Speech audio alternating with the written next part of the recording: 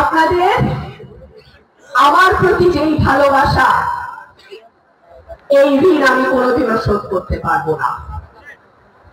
আমার বাবা ৭৩ সালে আসন থেকে নির্বাচন করেছিলেন।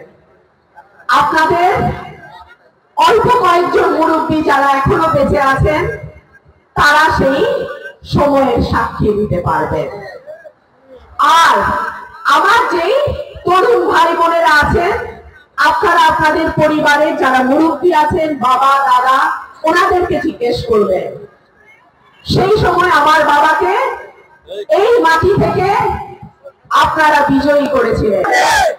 স্বাস্থ্য কমপ্লেক্স ঘন্টার পর ঘন্টা নাকি ডাক্তার থাকে না, ওষুধ থাকে না। আমার গরিব ভাই বোন ইউনিয়ন থেকে অসুস্থ হলে উপজেলা স্বাস্থ্য কমপ্লেক্সে দৌড়ায়, সেইখানেও ডাক্তার পায় না, যাইতে হয় জেলায়। সেইখানেও দেখা যায় প্রাইভেটে ভর্তি হলে চিকিৎসা হয়, পরীক্ষা হয়, ওষুধ পাওয়া যায়। আর সরকারি হাসপাতালগুলোতে না আছে ডাক্তার, না আছে ওষুধ। অন্য উপজেলা জানি না। আমি রুমিন ফারহানা, আমার 2 উপজেলা সরাইল আশুগঞ্জে। আলহামদুলিল্লাহ, আপনারা আমার প্রতি যেই মমত্ব, ভালোবাসা, স্নেহ এবং ভরসা দেখিয়েছেন, আমি যদি আপনাদের ভোটে সংসদ সদস্য নির্বাচিত হই, ব্রাহ্মণবাড়িয়া হচ্ছে গ্যাসের খনি, ব্রাহ্মণবাড়িয়া হচ্ছে সার কারখানা আছে।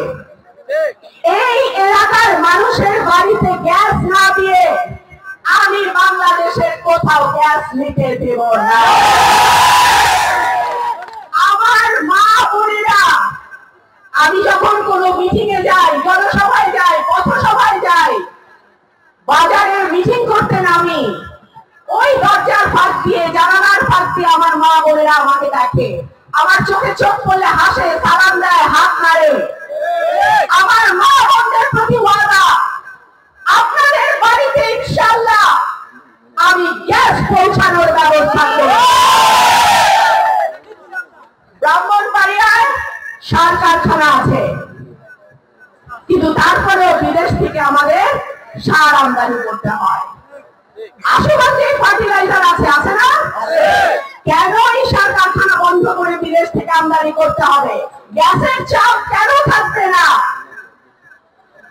ইনশাআল্লাহ বিএনপি যদি আপনাদের ভোটে রাষ্ট্র পরিচালনার দায়িত্বে চায় এবং আপনাদের সবার সমর্থন এবং ভোটে আমি যদি সংসদে যাই, এই অবিচারের একটা সুরাহা আমরা করব। প্রিয় ভাই ও বোনেরা, আমাদের রাস্তাঘাটগুলোর যে দুর্দশা, সারা বাংলাদেশে আর কোন উপজেলায়, আর কোন ইউনিয়নে, আর কোন গ্রামে এত দুর্দশাগ্রস্ত অবস্থা আছে বলে আমার জানা নাই। আমি ঢাকা থেকে খুলনা গাড়িতে গিয়েছি, সড়ক পথে গিয়েছি, তারা দেখি সিল্কের মতন রাস্তা বানায় রেখেছে, রেশমের মতন রাস্তা, গাড়ি যায় না, কুইরা যায় টের পাই না। আর ব্রাহ্মণবাড়িয়ার ভেতরে যখন আমি সড়ক পথে যাই, মুরগির খাঁচার ভেতরে ছোট্ট ছোট্ট মুরগির বাচ্চাগুলি থাকে না, ফার্মের মুরগি, একটা লাফ দিয়ে এদিকে পড়ে, একটা লাফ দিয়ে ওইদিকে পড়ে, এইরকম করে ঝাঁকি খাইতে খাইতে খাইতে খাইতে আমরা যাই। কেন? আমি কে, তুমি কে? আমি কে, তুমি কে? আমার প্রিয় ভাই ও বোনেরা, আমি বারবার একটা কথা বলেছি, এই দেশের মন্ত্রী এমপিরা হাঁচি কাশি লাগলেই ডাক্তার দেখাইতে সিঙ্গাপুরে যায়, ব্যাংককে যায়, তাই না? পোলাপানদের স্কুল লাইফ থেকেই বিদেশের স্কুলগুলোতে পড়ায়, ইংরেজি মাধ্যমে পড়ায়। আর আমার দেশের ৮০% মানুষ যারা শ্রমজীবী, যারা খেটে খাওয়া মানুষ, যারা দরিদ্র মানুষ, তাদের বাচ্চার জন্য সরকারি স্কুল যেটা বানায় সেইটাও দেখা যায় পানির নিচে ডুবে গেছে। আমি না জেনে বলছি না, আমি কিছুদিন আগে জয়দরকান্দি গেছিলাম, রাস্তা দিয়ে যাইতে পারি নাই রে ভাই, আমার যাইতে হচ্ছে জয়দরকান্দি, তেলিকান্দি। আমি চুনটা ইউনিয়ন পার হয়ে যখন ওলাইলের পথে যাচ্ছি তখন আমি দেখি চুনটা ইউনিয়নের প্রাথমিক বিদ্যালয় দুটা পানির নিচে ডুবে আছে। সাথে সাথে আমি ইউনোকে বললাম, এক সপ্তাহের মধ্যে আপনাদেরকে এই কাজ করতে হবে।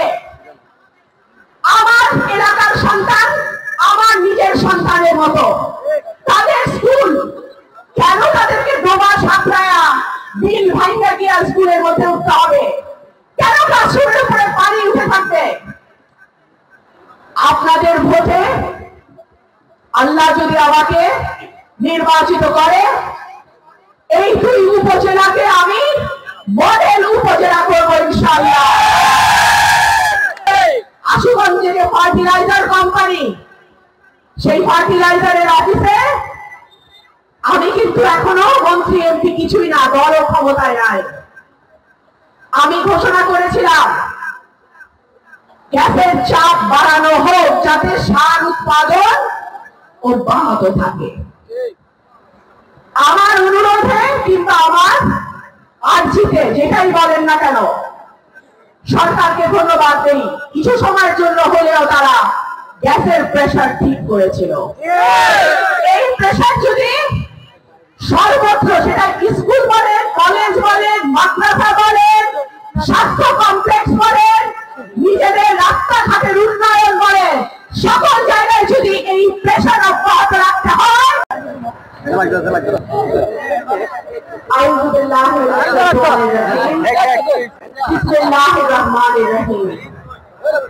আমার প্রিয় তারুয়া ইউনিয়নবাসী এবং মঞ্চে উপবিষ্ট ওলামা দলের এবং আশুগঞ্জের সম্মানিত নেতৃবৃন্দ, আসসালামু আলাইকুম। আপনারা জানেন আগামী বছর ফেব্রুয়ারিতে ত্রয়োদশ জাতীয় নির্বাচনের সময় ধার্য করা হয়েছে। গত 17 বছর আমি আমার বক্তব্য আর দীর্ঘায়িত করব না।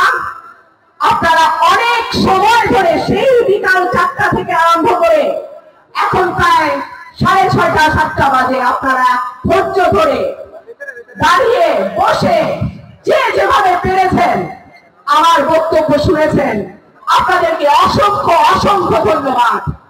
এবং